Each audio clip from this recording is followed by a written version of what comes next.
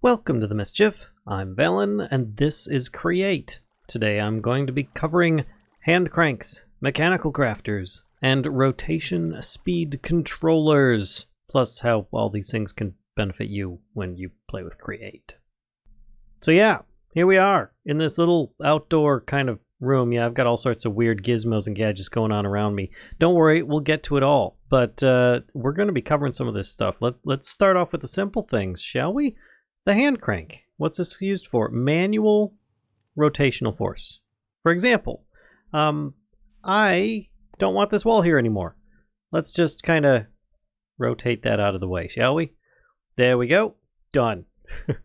You can do this with all sorts of different creations, but it's just a manual way of doing that. You might even be able to add a little rotational force to some things, but it's really good. It's just something for that little touch of your own manual use. Instead of having everything automatic and running all the time, you can have something to work with like that. So in order to make one of these things, they're pretty basic, but it does require some brass sheets, which therefore you will have to have found zinc. Now besides that, if you want, you just right click and you'll go in one direction. But if you sneak right click, you'll go in the other direction and you'll reverse it. And in some cases, the rotational force will not make any difference. For example, I have this auto crafter set up to start making buckets. I'm going in one direction and it is constantly making me buckets. If I sneak and right click, it is still going to constantly keep making me buckets because it's just based on rotational force. It doesn't care about up or down, left or right. This, on the other hand, will make a big difference for if something is going down or if something is going up, as the example is shown here. And of course, I've got like this little network down below that is kind of controlling that, which I can show you guys how we're going to be working on some of that stuff in a future episode. But for now, let's continue on with something else. So you'll notice that this hand crank is currently connected to a large cogwheel, as well as a rotational speed controller. In fact, let me start getting this thing going down because we're going to need the extra space to get over there. As well as it's connected to a rotational speed controller, which is then connected to this network of mechanical crafters. Looks a bit confusing, but not to worry. Here, we'll even put this over here because I'm going to probably want to demonstrate a little something extra. This is the rotational speed controller will allow you to adjust some stress based on speed. So if you have your engineer's goggles on, when you look at some of these things, you'll notice that it has stress capacity, 32 base value. This one here, 2 base value per block. You know, it's important that you know these things because if let's take this back off. If I start rotating this, things are going to go a little, you notice it's going pretty slow in comparison to how it was a moment ago, because this is directly applied to this gear that is running on some of the rest of this. This one here, on the other hand, goes much quicker with its crafting. That is what the rotational speed controller does. And you notice here, when you look at it, it says speed, RPMs, scroll. Reason that this makes a difference is because, let me grab a stressometer here, and this will actually help to understand some of the stuff that's going on, at least a little bit. I put this here. You can see when I click this, it just kind of goes up into the green, a little bit in the yellow area. If I click this one, it goes almost all the way up into the red. Difference is that this is currently, the rotational speed controller is increasing the speed output by a lot. It is by default going a much slower rate. Let me get a speed or a speedometer. Speedometer. Let me get a speedometer here. We'll put this down and then we can see the difference. So if you notice before, when I hover here, it says 128. This one here is going to be a little bit different. We're going to go like this. You see it's kind of in the middle, kind of in the blue area. Then if I rotate this one, it's going to go almost all the way up into the purple. So if I adjust this just by holding my mouse cursor or the center of this over this, and it says scroll, you scroll with your mouse wheel, you can scroll it back to much slower speeds. Let's bring it down to 2. Now when I scroll this, you can see the speed is really slow, but the stress on the system is really, really low. So therefore you can actually get away with doing more things at a slower rate than you can if it was at a much higher one. So for instance, 128 I think was the highest I could go before it gets overstressed. It's at 192 right now. Oh, overstressed system, it's too fast. So therefore, that is something that you will want to make sure that you understand. If your system is going too fast, or you have too many things and it starts stressing out, you can actually slow it down a little bit with something like a rotational speed controller, and therefore allow you to do more things with the bit that you have. So how does this thing work to set it up? First and foremost, you make one of these things with an integrated circuit. This is probably a little bit more complex, which will require mechanical crafting. Don't worry, we're getting into mechanical crafting today. So therefore it is one of the more complex things, but it is really cool to play with, and I highly recommend that you mess around with it because it will allow you to extend your networks, even increase things so that even a water wheel can run something as massive as this, though just slowly. Anyway, once you make one of these things, you place it down on the ground, it'll default to a 16 speed on there, and that's the RPMs, rotations per minute. And then it has the inputs and outputs on the side, and then nothing on the other sides, just the numbers. What you will need is a cog that is going to be a large one. You don't want to use the small ones because they're not going to reach on it. You click up here and it should fit inside. So here's the thing. Whatever you have coming in to this needs to attach to the large cogwheel. This is your default speed. So let's say I have, let's get a hand crank. In fact, got one of those already, but I'll just grab it here. So this is the input, right? And if I increase this, actually here, let me put something else on the side. We can demonstrate with this. We'll put a big cogwheel on the side, and you'll probably see it rotates very slow. Reason being is that I turn the speed down. If I increase that speed considerably, this wheel down here is going to go super fast in comparison. So this is the input. This is the output on either side of these. You can have, stuff on either side.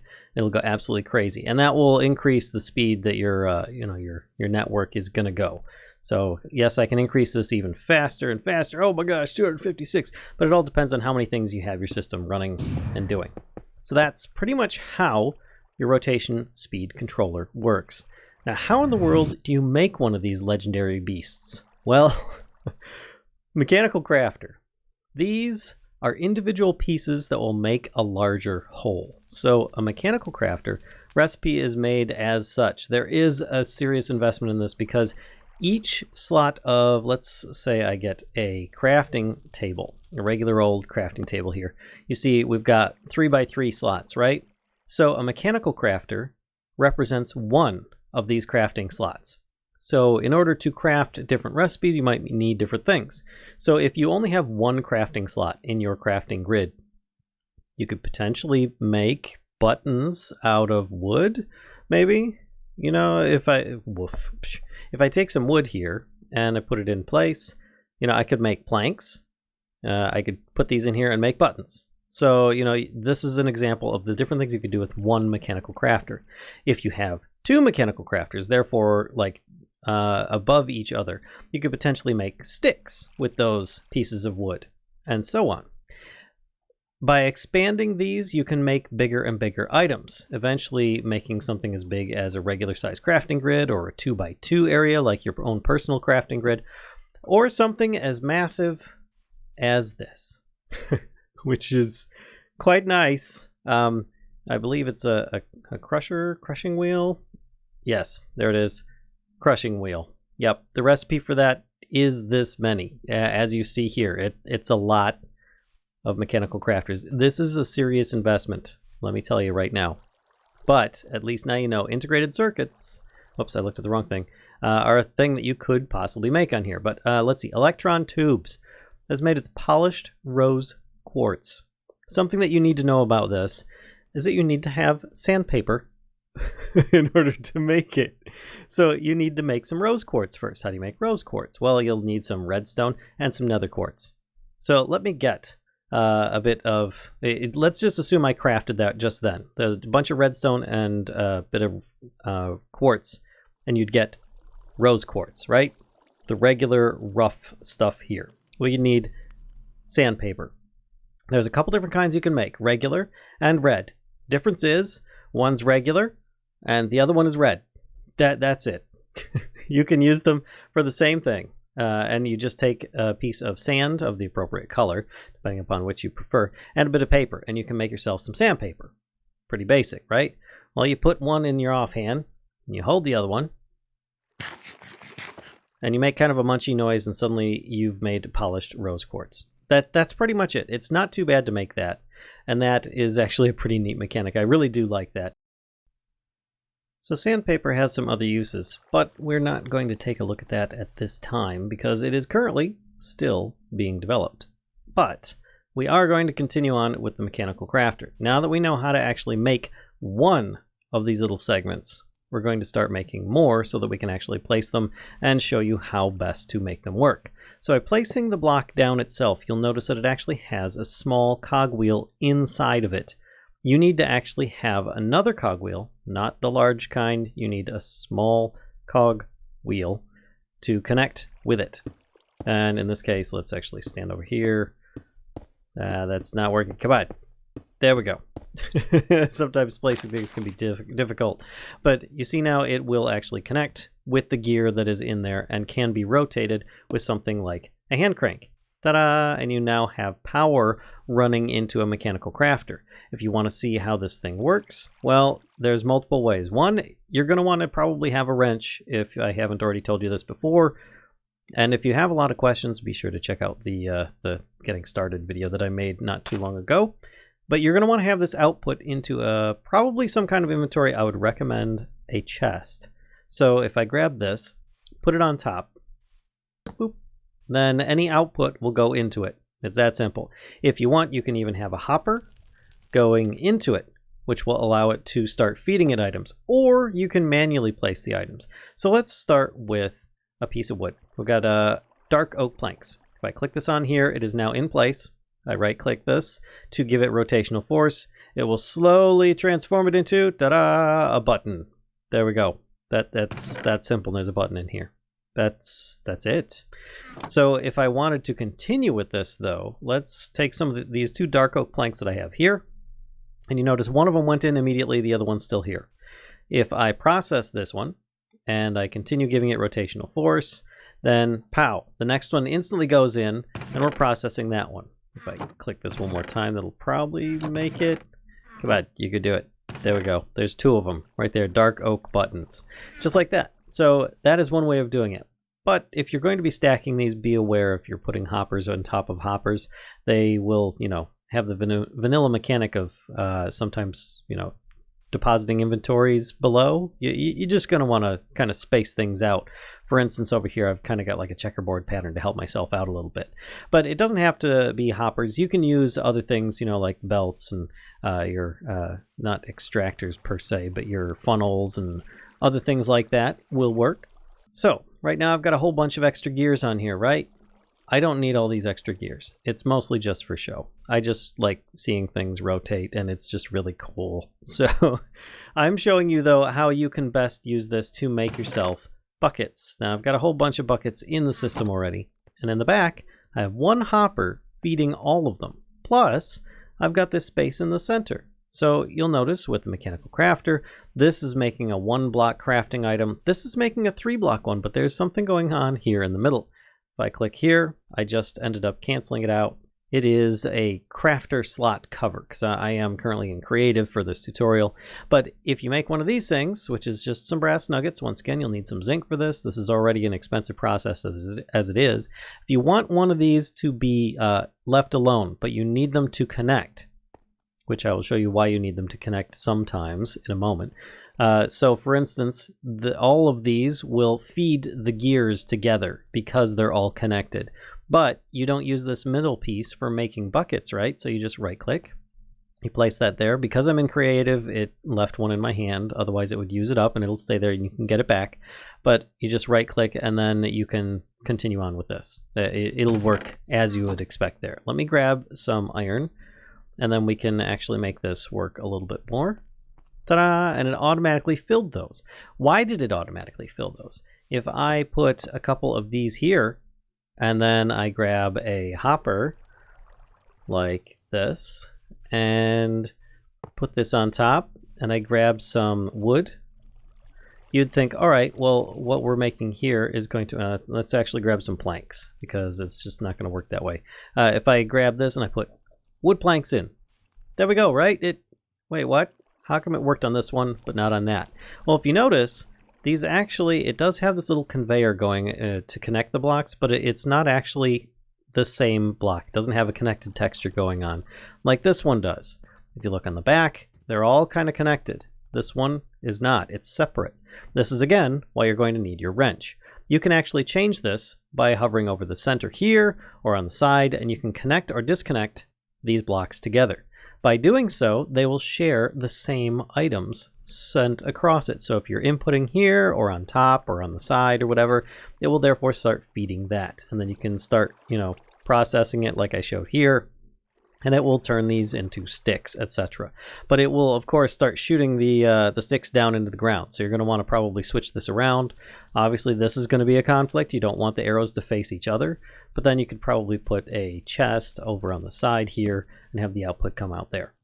So it's not always useful. For example, we've got this, the crusher recipe. We've got some that are the same, these andesites. In fact, let's get this thing running a little bit, shall we? We're going to show you a little bit on the network. Actually, here, I think this one, none of these are working at the moment. I don't have anything working. Why is nothing working? Okay, let me give you an example. I currently have a regular water wheel.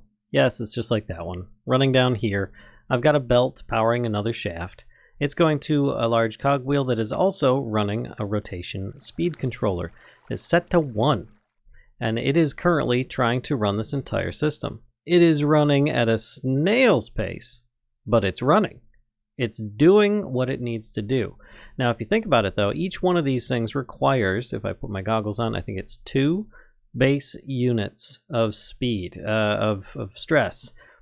You multiply that by the number of blocks here, you've got a lot more than a water wheel can produce. A water wheel only produces, what, I think 8, if I look at this thing? Yes, 8 units, and that's it. Therefore, this is actually, because it's been modified and slowed down, able to still process this and turn it into a crusher wheel, which is quite impressive if you think about it. It's not connected to this one up here. This one is currently set up with the that windmill over there, which is much stronger. And in fact, let's break this. There we go. To a regular old just set up here with the windmill. No modifications needed. It still doesn't really go very fast, but it is doing it without the need of any kind of mechanical speed. So therefore you can see the advantages of having something as powerful as a windmill doing this for you. And of course you can add in a speed controller and increase this a lot. Let me get that done real quick and I can show you. And there we go. See, this is running at a 16 speed, which is going to be a lot faster. You could probably even crank it up even more.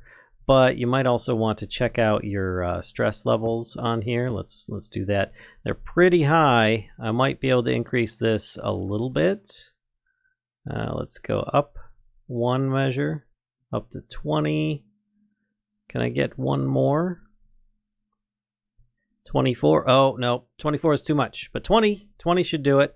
And then that'll allow me to get this going at a maximum speed for the setup that I currently have. Obviously, I would need to do a little bit more in order for this to run at a super duper fast speed. But you can see it's actually visually acceptable that it's moving at this current rate.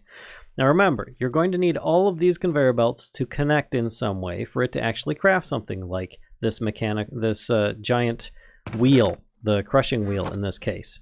And there we go, you get your output. Plus it has to output into probably some kind of inventory, otherwise I think it might just pop out on top. But you're definitely going to want to have the last output going out. Let's just raise the curtain back up for the end of the video. I hope you guys have enjoyed this video on hand cranks, mechanical crafters, and rotation speed controllers. If so, please be sure to give a like, comment, subscribe, and as always, be sure to come visit us on Twitch and help us to spread the mischief to others if you haven't already. And until next time, folks, I'll see ya.